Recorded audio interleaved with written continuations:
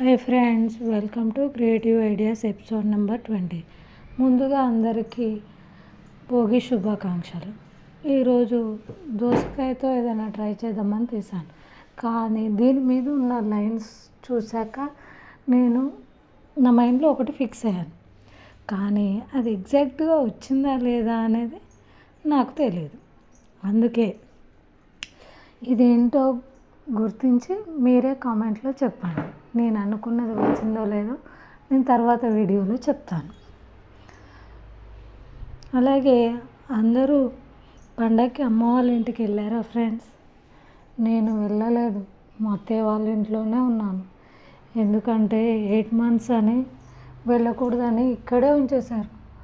అదేంటో అమ్మాయిలకి అన్ని రూల్స్ అండ్ రెగ్యులేషన్స్.